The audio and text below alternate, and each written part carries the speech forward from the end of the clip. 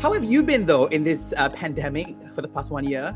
Been okay. I've been okay. I try not to complain too much because I know that there are people who are facing, really awful circumstances. So I try not to complain too much. I've found it difficult. I'm very sensitive, and sometimes my mental health can get the better of me if I don't have that support around me. So it's been tough at times, but what's really driven me to get through it is releasing music again and being able to tour the world and come to countries to perform my music.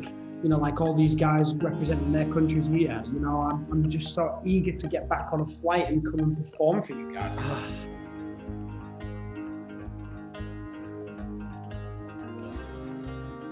I feel like my time away was a real reckoning of who I want to become. I feel like the first album for me was me kind of finding my feet and finding what I wanted to say to people, and I was like, this is crazy. I'm releasing a song, and now I'm releasing an album, and now I'm touring, and so it was all a bit crazy. Whereas I feel like this time that I used to write the second album, it gave me some tranquility and some peace to just discover who I am, discover what I want to say, and become an artist, as opposed to somebody who's being given an amazing opportunity. Now I feel like I have a responsibility to my fans. So I feel like my realizations were that, I firmly believe that I am doing a job I love because of people like you guys helping spread my message to the fans of the world, So I kind of feel that I now have a responsibility to create music for people to feel seen and heard and represented, for people to, listen to it and to feel that it takes them to a different place or makes them happy or allows them to cry, all these emotions that we have to have, So that was my biggest realization, I think, from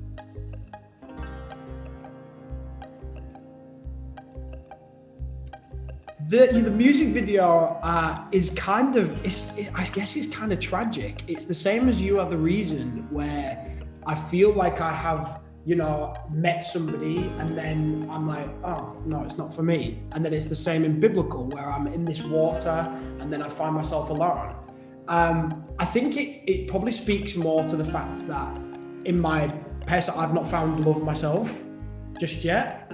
But I think it's kind of like that the search goes on. I think that would be my sort of representation of, I'm still searching for that kind of love, but in the meantime, it helps me write all these lovely songs. So I don't mind being alone if I can write some beautiful music for people. But yeah, for sure, I'm still waiting for that love of my life. But maybe I'll find it in the next music video.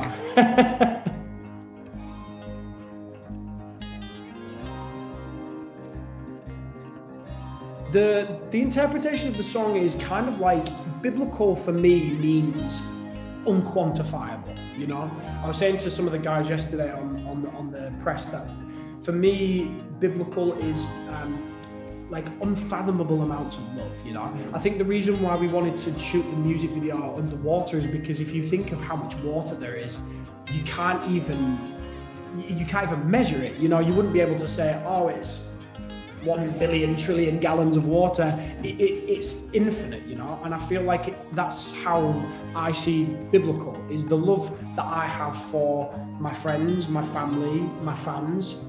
I can't say, oh, I love my fans this much, because I love my fans like this much, so it's hard to be able to put into words how much love I feel for friends, family, fans, those closest to me. So biblical for me was about trying to describe love in that way. And I feel like, one thing that I really want people to take away from this song is that when you hear biblical and you hear, I want to have it all with you, that in your mind, you see that person, whether that's, your friends, your family, your loved one, your partner, whoever it is, the love that you have for that person is just unquantifiable. So that would be my interpretation.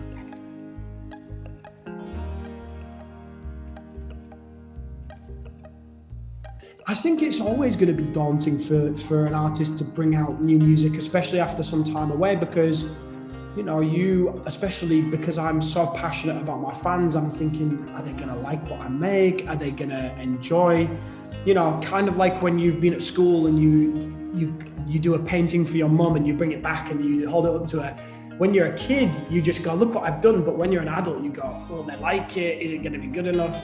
And so I kind of feel like that with my music. Like I put my heart and soul into these songs, and I desperately want people to love it the way that I love it, because I feel that that's my, like I said, my responsibility to make music that's going to resonate with people. So it was incredibly daunting, but I think, and I think that happened. I think that I'm always going to be nervous because I care so much, right? So I feel like that happened during Biblical, it happened during album 1, it happened when I was singing Dancing on My Own for the first time. I just care so deeply, which is why I get so nervous. But as soon as I released it and I saw people reacting to it and enjoying it, I was just in the meeting room on this Zoom call, and when I saw Biblical, I saw all these guys kind of being like, wow, and I was like, it makes me feel so much better. So I'm just so grateful that everybody likes the song, and yeah.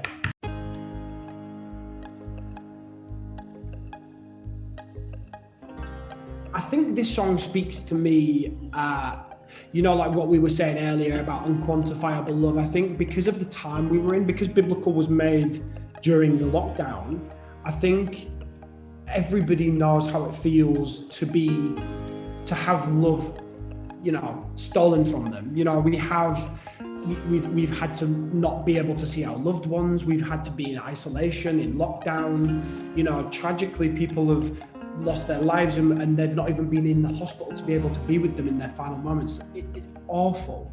But I think in that, it really, you know, it sets the scene for, you know, being able to speak about love in such a huge way. I think that's what speaks to me personally as Calum. I think as an artist, I was searching for a song like this when I was writing the second album. And I felt that I spent all of 2019 writing the album. And I think when I came to the end of 2019, I was still like, I've got some beautiful songs, but I'm still looking for that You Are the Reason, that Dancing on My Own. I'm looking for those kind of songs. And when I was in the lockdown and we found this song, I was just like, this is it. This is what I want to go around the world singing to every corner of the world over and over and over again, you know? So I think as an artist and as a person, it speaks to me very deeply.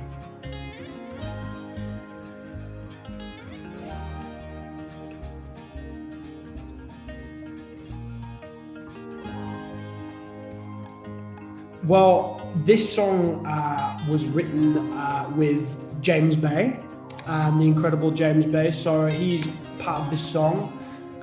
There have been other songs that I have written with other artists and very well-known producers. I've gone back to work with my producer Fraser T. Smith from the first record, and gone back to write with John Maguire, who wrote You Are the Reason. So we've revisited, you know, I think the second album is a chance for me to go back to my favorites, you know, and discover if I can write even better with the people that I wrote amazing songs with from the first record. So at the minute, there are no collaborations, but that's not to say that there won't be in the future. So I can neither confirm nor deny any rumors. But what I will say is that the reason why I wanted this song in particular to be my comeback is just because when I listened to the whole album, I just felt that this song really truly represented my message, what I wanted to deliver. I wanted to come back with something, you know, like You Are the Reason. I don't want my fans to go, that sounds weird. Why did Calum do a rock and roll song? You know, I don't want to kind of throw a curveball to my fans. I kind of want to give them what they know. So they go, Calum Scott, you know? So I feel like this song represents the most growth in my performance and in my, you know, in my vocal delivery, in my lyric, and sets the scene for the album. So that's why I wanted it to be the first thing that people heard when I came back.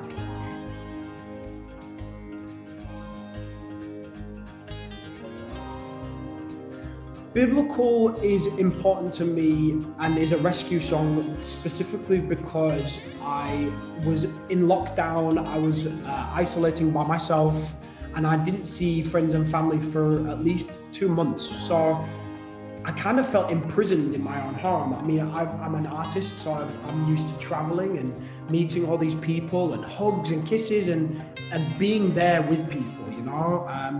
I've been performing to fans for the last 5 years now. And then when we had to lock down, everything shut off. And I found myself being really hard on myself. I found myself looking through the stuff that I'd written for the second album and tearing them up and throwing them in the bin. This isn't very good. That's not very good. They're not going to listen to this song.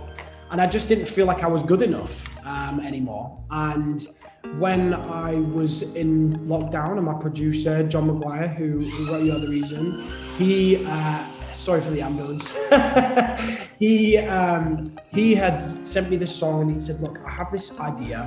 I think it would be perfect for us to work on. And he sent me it. And in that moment, I just felt so uplifted. And I was sat in my chair and I was like, this is beautiful. And I just desperately wanted to be involved in it. And I think that's the sign of a really beautiful song. The same as when I recorded Dance Song on My Own for the first time. I was like, I need to show people what I've just done because this feels really special. And I showed my mum and she was crying, and I showed my sister and she was crying, and then I was crying. And I think if you manage to find songs that can do that to people, that's magic. That's like Harry Potter kind of magic, you know?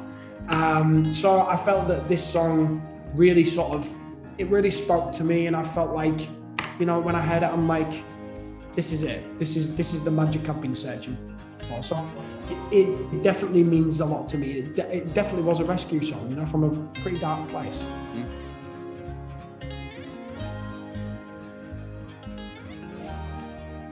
As you can probably expect, I love a sad song. I just think that it's, you know, don't get me wrong. I love upbeat songs. I love disco songs. I love happy pop songs. I love the songs that make you want to dance around. Watermelon Sugar was my jam through the summer. But I don't think that I can write happy songs. I tried to write a happy song and I'm like, I start writing and I'm like, I want to write something that's going to make people cry. I think it's in my nature to be the sad guy, and I'm okay with that, you know. I'm okay with that.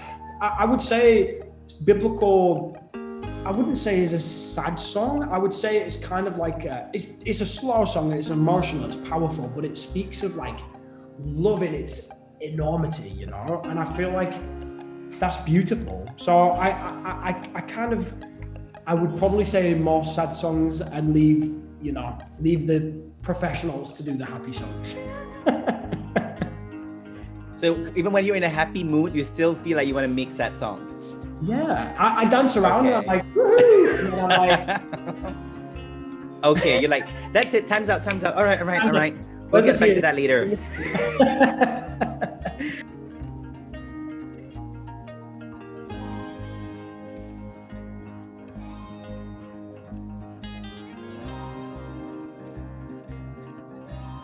There's been several moments during my career where I've been like blown away.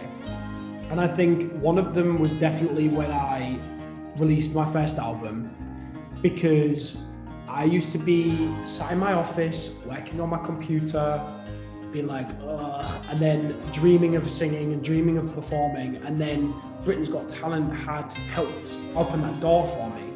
But then to release my own single, and then to be touring around the world, and then to release an album, these kind of things was just blowing my mind. And then when I physically had my own album in my hands, and I was like, Calum Scott, and I'm stood like this, and I was holding it in my hands and reading the track list, and I put it on the CD player, and I'm like listening to it. I'm like, oh my, like this is my album. Like, this is crazy. That was definitely one of my moments. But then there's been so many times when I've done that live, because I love performing live so much. I'll go to, like, I've been over to Southeast Asia a little bunch now, and even at the top of 2020 or the last part of 2019, I think I came over to Indonesia and played a festival to like 20,000 people. And sometimes I find myself on stage and I don't have the words to tell like how emotional and how overwhelming that is for me, because I'm like just the same old guy that was typing his computer having a dream, and yet now I'm in front of 20,000 people, and not only in a country like, you know, that like my home country, in Indonesia, like so far away from all of my from what I know. And that's happened to me in Malaysia, it's happened to me in South Korea, it's happened to me in all these amazing countries. And I'm like, that's what means so much, is that there are people that are wanting to be there and watch me perform. I think every time I do that, it gives me that same feeling, you know, because I'm so grateful for the opportunity. I suppose it's always going to happen that. Every time I go on stage, I'm always going to have that moment where I'm like, you know, just take a breath, because these people are there to see you, and that's beautiful, man. And I think contentment is a very beautiful feeling, right? It's very wholesome, right? 100%, you know, 100%. I'm so grateful for every individual person that is stood there singing the songs back to me. You know, there was a moment when I sang You Are the Reason, I think again in Indonesia, and I stopped singing and the crowd sang the song, and I was like, just ugly crying because I was like, I can't believe that people know this song, a song that I've written, you know, and are singing all the words. It's very overwhelming, and I think that's never going to change. I think two things would make you very content on stage. Number one, looking at the crowd and being like, everyone's singing my song. And number two, oh my God, they're all crying. That means my job has been done right. I've done my job. Two things. Like, well, I'm gonna go now. Thanks. I came here. I did what I was supposed to do. I did it. That's it, guys. That's it.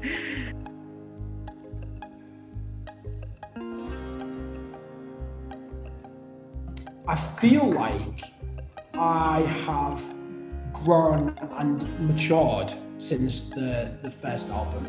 I think, like I said earlier, I think Only Human was kind of Calum Scott in more of the infancy stages. I was like thrown into this career and was like, okay, and I was rolling with the punches and, you know, kind of surfing the wave and trying to catch up with all of the fires that were burning all across the world. And I didn't really have a moment to sit back and go, wow, this is crazy. I kind of was just like on a flight, and then I was in a hotel room, and then I was doing press conferences, and then I was singing for thousands of people, and then I was on a flight, and then I was on a train. I think it was just so crazy that I didn't have time to sit and think. And then I think when 2018 was my live year. I mean, I think I visited most of you guys to come and perform across Southeast Asia. And if I haven't, I will, if you'll have me. And I think 2018, when that finished, the label had said to me, right, go and write the second album now. Like, you have your time, you've done your gigs, you've done your tour, like, you have time now. So it gave me some tranquility and some peace. And I think I sat at home and in the studios here in London and was just like, right, what is it that I want to say now? You know, I've talked about my journey, I've talked about my childhood, I've talked about my relationship with my family, my friends, partners, heartbreak. I've talked about everything that I've experienced in life so far. And then, you know, the second album is, what do you want to say now? So I feel like I had to mature, and I had to kind of grow up a little bit, not in a immature way, but I just felt like I had to really strap myself in and say, okay, now I have a respect. This isn't just me going, wow, I get to write an album. This is me going, we're writing an album now. What do you want to say? How do you want to say it? Who do you want to work with?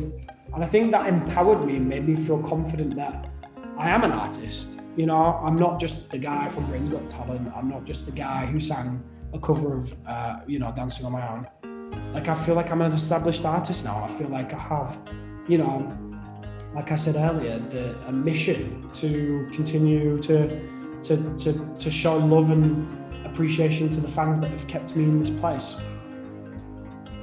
Yeah, I think life does do that to us sometimes. Like it involuntarily matures us. It's not a bad thing though, it just changes our perspectives and all that, right? There's a life, yeah. There's certain things you go through in life where you have to just grow up, and you have to go, okay, I'm gonna step up, And I think that the second album, writing the second album, definitely gave me that opportunity to put my big boy boots on. So I'm wearing my big boy boots. It's like a boy to man kind of thing, right? It's like, oh, the pandemic just boom, transitioned us like that. Literally, like a boy to man thing. Yeah, literally.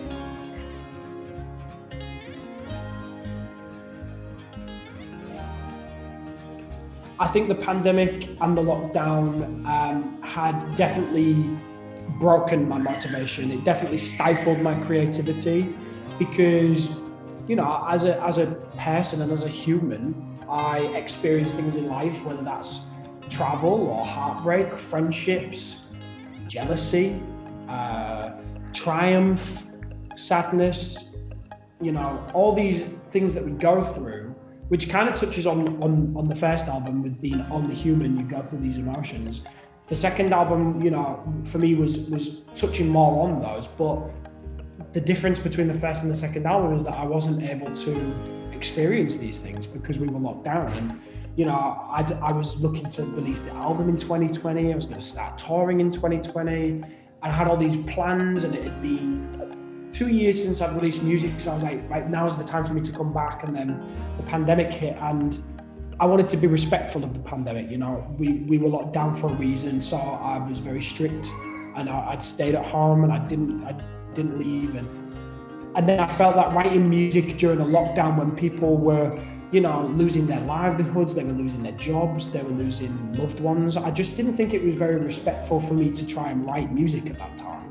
And it wasn't until I'd found biblical where I was like, maybe I should be writing about love, and when we get out of this, we're going to seize the day, and we're going to seize the opportunity and think of all the things that we're going to want to do when we leave the lockdown. So 2 of the songs that I feel are probably my strongest were written in the lockdown. So as much as I said that it stifled my creativity, I think it pushed me to write something beautiful as well. So it was kind of a little bit of both. But yeah, it definitely, and I know many artists who have gone through the same thing where they've said, I just didn't want to write, because as a creative person, you want to be free, and you want to travel, and you want to live and enjoy. And I think the lockdown kind of stopped that. But, hopefully, like I said, fingers crossed, we're looking to come out of this lockdown hopefully soon.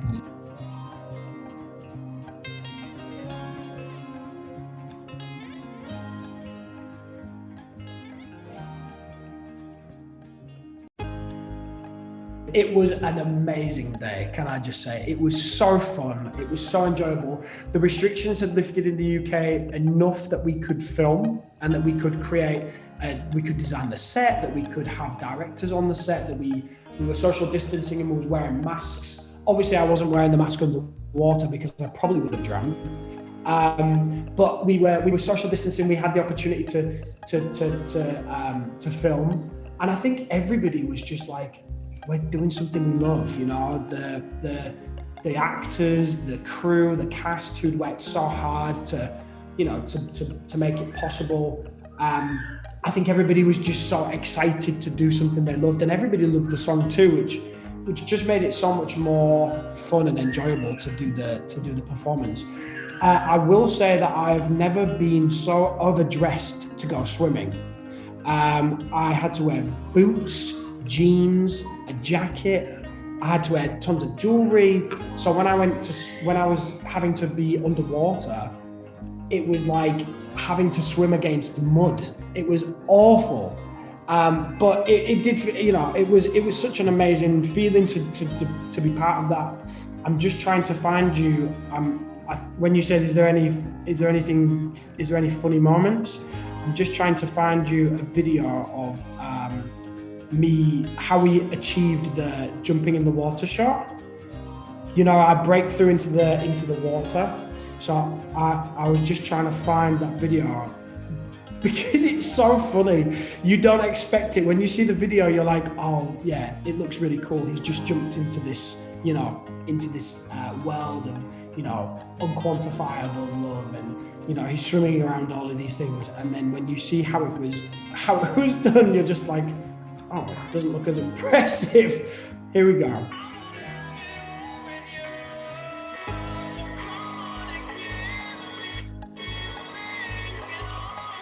Oh my God. It must have been really cold, right? It was really cold. I had to, and obviously at the end of the music video, I'm sat in the chair, and I'm wet. I had to put those wet clothes back on that had been wet. Oh my God. Putting on wet socks is one of the most horrendous things I think I've ever done. It's okay. Like I told you, for the next music video, for the alternate version, I'll do that. It's okay. I'll take over. Yes, please.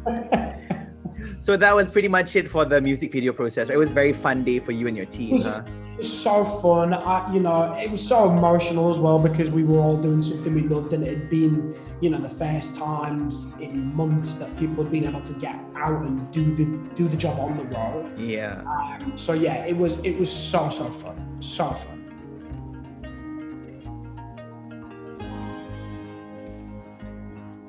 I think the second album is gonna be, like I said, it's gonna be me, but 2.0. It's gonna be, I feel like I've elevated my sound, my music, my lyrics, my performance. I feel like I've just had time to grow and develop and be. I said to my label, I've never felt more Calum Scott than I do today. I've now had to mature into, because Calum Scott isn't just the guy from Hull in England, in Yorkshire. He's the artist, he's the songwriter, he's the storyteller, and so I've had to kind of grow into that.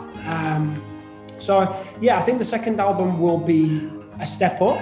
I think there's definitely some songs on the second album that will be less sad and a little bit more like happy and make you feel confident, make you want to go and seize the day when we get out of this lockdown.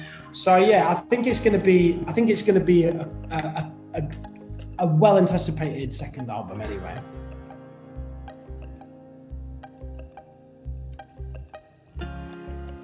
I think it, again, like what we just said, I think the music making process definitely was challenging. And I think when something challenges you, you step up to the plate.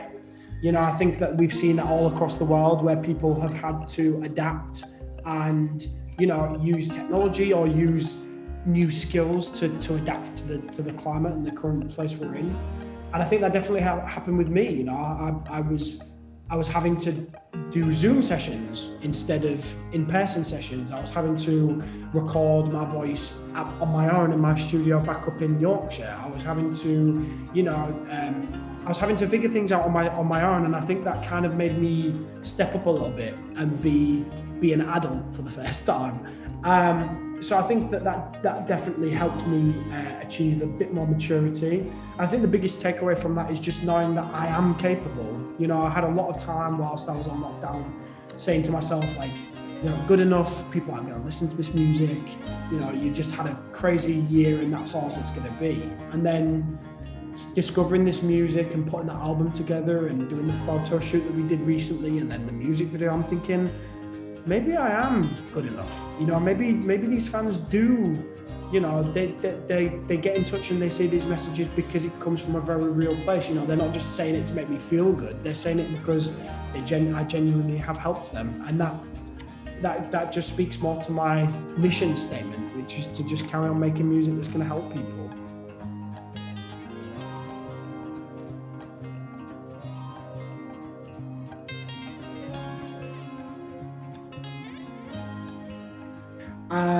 I think it was funny because when I was visualizing the music video for Biblical, I kind of visualized it in space. So I kind of thought that it would be cool to,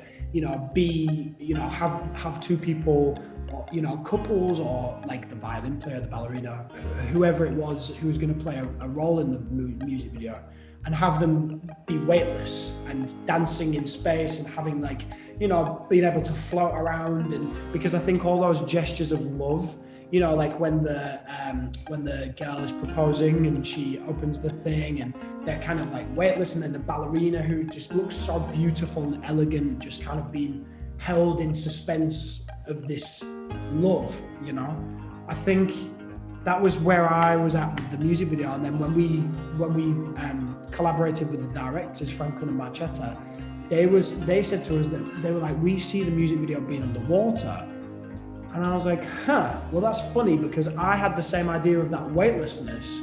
And they were like, well, that's really cool. I mean, we butted heads, and we talked about the idea, and we just wanted to demonstrate these moments of love in like slow motion, but not slow motion, more held in the suspense of, you know, zero gravity and feeling just weightlessness. Like, because that's how love makes you feel sometimes, you know, it gives you the butterflies, and it makes you feel like you're just held in suspense, you're just beautifully held there. And I think that's kind of what we wanted to do with the music video, is have that there. And then obviously I did the performance, and I'm almost the observer that's there looking into this surreal world of being like, wow, like amazing, these moments of affection, like this is biblical love, you know, unquantifiable amounts. And then I go running ahead and smash through, thinking that I'm gonna find love, and there I am, just on my own in the water. So I think it was everything that we could have wished for, and the video is doing so well, and everybody's comments on the YouTube video is just so gorgeous and so lovely. So I'm extremely happy with how it came out, and I just hope that everybody else loves it as much as me.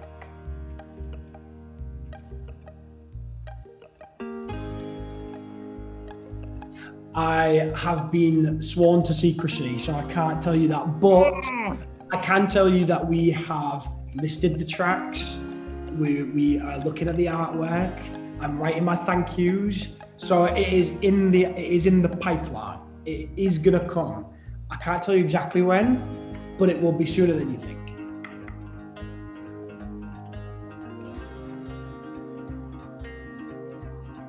Thank you so much. And can I just say directly to everybody across Southeast Asia right now, I am so incredibly grateful and lucky to have such supportive fans, critics, journalists, all of you guys at the radio stations, the TV stations. I honestly wouldn't be able to drive my message and my songs without you. And so I'm incredibly grateful for your time. You know, you've sat and listened to me talk about my songs and my experiences, but I honestly have all the time in the world for you. So if you want me to do another one next week, I'm here. But thank you so much. I can't wait to see you in person and thank you and perform for you. But just know that I am incredibly grateful for all the work that you guys do. So thank you so much.